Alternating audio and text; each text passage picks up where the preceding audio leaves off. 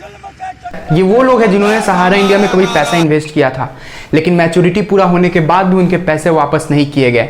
आखिर ऐसा क्या हुआ कि रेलवे के बाद सबसे ज्यादा इंप्लॉय कंपनी के मैनेजिंग चेयरमैन सुब्रतो रॉय सहारा 12 लाख परिवारों का सहारा अर्थ से फर्श पर आ गई? आइए जानते हैं। सहारा इंडिया एक इंडियन ग्रुप है और यह ग्रुप लगभग हर इंडस्ट्रीज में अपनी जगह बना रखा था। Finance, infrastructure, housing, real estate, sports, electricity, manufacture, media entertainment, health care, life insurance, educational institute, retail, e commerce, electrical vehicle, hospital, artificial intelligent, hospitality. Sahara case की कहानी दो कंपनियों से शुरू होती है। पहला, Sahara India real estate corporation limited यानी SIRECL, और दूसरा Sahara India housing investment corporation limited यानी SHICL।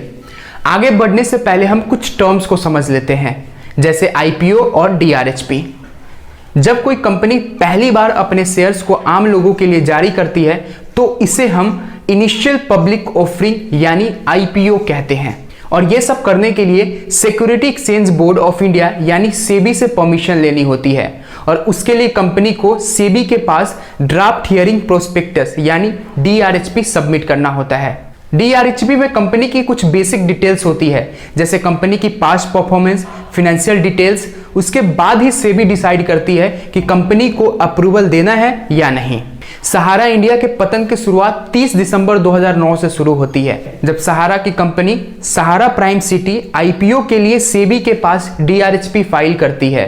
DRHP चेकिंग के दौरान सेबी को सहारा की दो कंपनियों में प्रॉब्लम नजर आई, और ये दोनों कंपनी वही है जिसका जिक्र मैंने वीडियो के शुरुआत में किया था। पहला Sahara India real estate corporation limited और दूसरा Sahara housing investment corporation limited.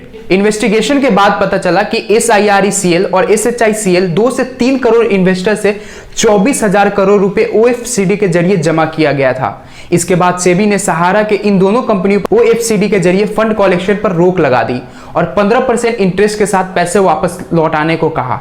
Company के ऑनर सुब्रतो रॉय ने सेबी के इस फैसले के खिलाफ इलाहाबाद हाईकोर्ट में याचिका दर्ज कराई।